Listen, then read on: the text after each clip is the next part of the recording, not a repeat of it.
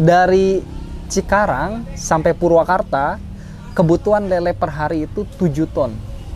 Lele di Karawang itu masih kiriman luar dari Jawa. Makanya kita berpikir, kenapa kita nggak jadi pemain aja di sini gitu loh. Sebenarnya peluangnya masih gede banget gitu ya? Banyak, ya betul, banyak.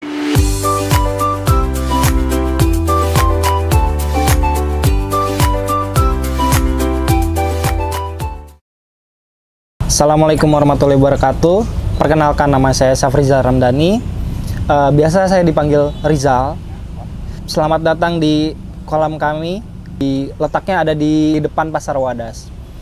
Kami di sini berfokus untuk budidaya ikan. Adapun ikan yang kami budidaya itu ada bawal, ada patin, ada gurame. Fokus terbesar kami ada di ikan lele. Nah, kami sudah memulai ini sekitar hampir 2 tahun. Agustus tahun ini kita masuk untuk 2 tahun. Sekarang Mas Rizal punya berapa kolam di sini? Kolam bundar kami ada 15, dan untuk kolam tanah kita punya 3. 3 ya? Iya. Itu yang 15 isinya lele semua atau campur ya? Yang 15 ada 14 lele, yang satunya patin. Oh, patin ya? Iya. Nah, satu kolam bundar itu populasinya berapa ekor, Mas? Kita di sini tebar lumayan padat ya. Biasanya orang-orang untuk diameter 3 itu hanya 1000 ekor, tapi kami diameter 3 2000 ekor 2000 untuk lele. Ya? Ya. Untuk masa panen sekitar 3 bulan sampai 3 bulan setengah, Mas. Apa sih kok memilihnya bisa hanya lele gitu, nggak patin atau gurame aja yang diperbanyak? Jadi ke lele. Ya, itu menarik itu. Jadi gini, di Karawang itu banyaknya itu peminatnya mayoritas itu lele. Untuk saat kita berbicara ini data aja ya, untuk di pasar, khususnya Pasar Wadas sendiri, di Pasar Wadas itu ada 2 jongko untuk jualan ikan. Satu jongko itu sehari bisa 30 kilo 30 kilo sehari. Itu ada 2 jongko, berarti 60 kilo sehari. Nah, belum lagi pecel, tukang pecel. Di Karawang itu dari Cikarang sampai Purwakarta, kebutuhan lele per hari itu 7 ton. Satu hari, iya. 7 ton ya? 7 ton. Ketika melihat peluang itu ya istilahnya tertarik lah. Kenapa? Tidak kita waktu itu pernah main ke Dinas Perikanan Karawang. Ya.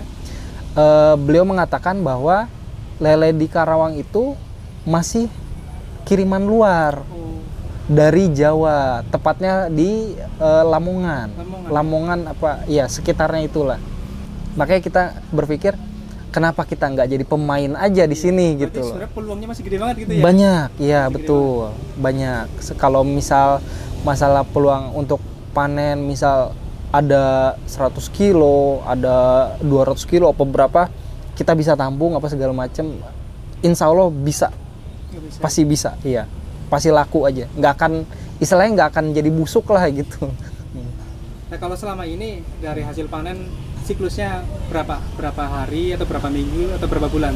Kita panen itu 2 minggu sekali sekarang. Sudah masuk yang ada udah 2 minggu sekali. Iya, kita udah masuk 2 minggu sekali. Untuk kuantitinya sekitar 80 sampai 110 kilo. 110 kilo. Iya. Nah, ini dikirimnya kemana hasil panennya? Ke pasar-pasar kah? Atau langsung ke pecel lele atau kemana kalau hasil panen sendiri? Kita karena menggarap sebagai pemborong juga, maksudnya kita membantu mitra-mitra kita.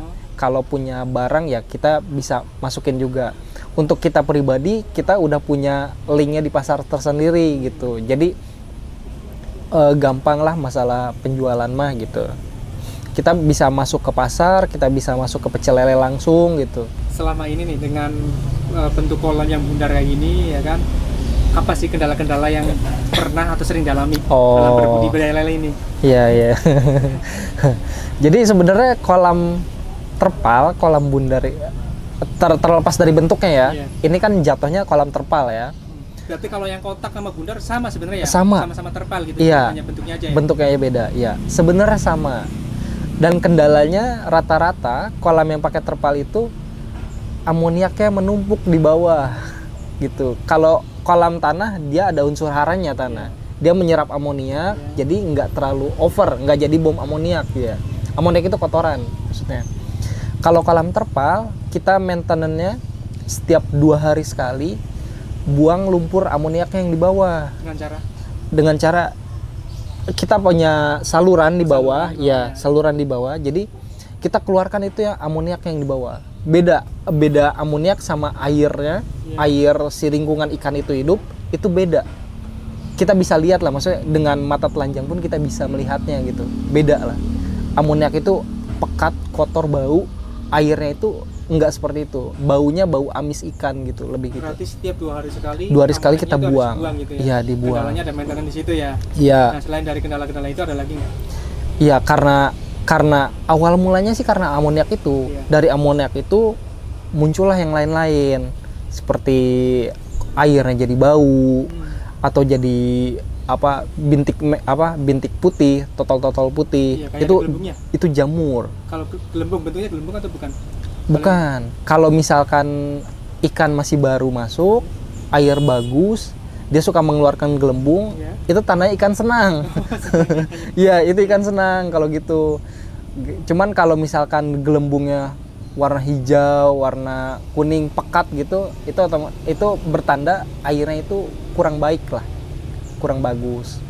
Gitu. Kendala yang paling sering terjadi sih Aeromonas. Aeromonas itu sirip merah. Oh, sirip merah. Ya, itu semacam jamur atau parasit gitu. Itu biasa ada di berbagai macam ikan sih sebenarnya.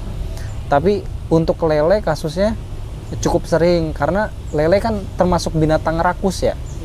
Makannya banyak.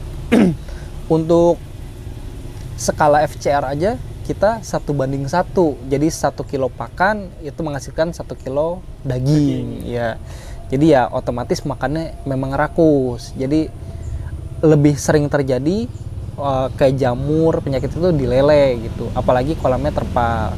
Jadi harus benar-benar di-maintain airnya gitu agar tidak menjadi bom amoniak yang terlalu menumpuk gitu jadinya. Nah, untuk tingkat kematiannya sendiri SR-nya berapa persen? Kita ngasih toleransi sekitar 10%. 10% ya? Iya. Kalau 1000 ya berarti 100 ekor gitu. Itu menurut saya aman lah, maksudnya kita dengan estimasi 1000 ekor aja ya, kita bisa panen 900 ekor itu udah istilahnya udah balik lah ya gitu. Kalau pengen jadi kemitraannya di Ahandaya Catfish gitu ya. Oh iya. Bisa hubungi kita di Google, sebenarnya kita sudah terdaftar di Google Maps. Ada ya.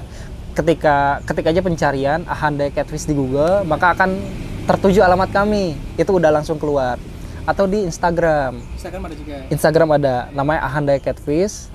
Tapi saat ini sedang dalam pengembangan, jadi masih kurang enak dilihat lah jatuhnya. Ya, masih dalam pengembangan. Mungkin nanti kalau kemitraan itu kayak bibit disediakan, ya. Nanti hasil panen juga diambil atau ya, gitu. Ya. Jadi untuk bibit sendiri kita bekerja sama dengan Dinas Perikanan, dengan para ahlinya lah istilahnya itu. Jadi kita hanya mengambil fokus pada bibit sortiran pertama dan kedua. Sortiran pertama kedua tuh maksudnya apa? Yang di awal-awal cepat besar. Jadi yang untuk sortiran 3, 4, 5 kita nggak akan ngambil, nggak akan kita kasih gitu. Untuk panen sendiri kita siap tampung. Kita kebetulan bisa sehari menerima 300 kilo. Sehari bisa ditampung 300 kilo ya? Iya, kita bisa menerima sehari 300 kilo.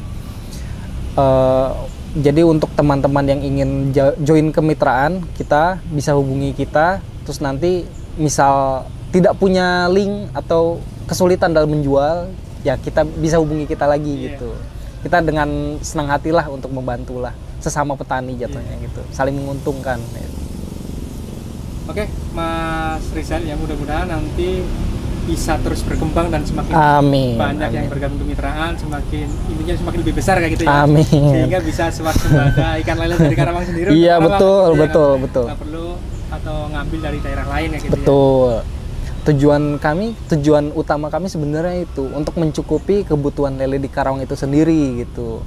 Karena maksudnya kenapa harus jauh-jauh kalau di Karawang aja bisa gitu maksudnya ya.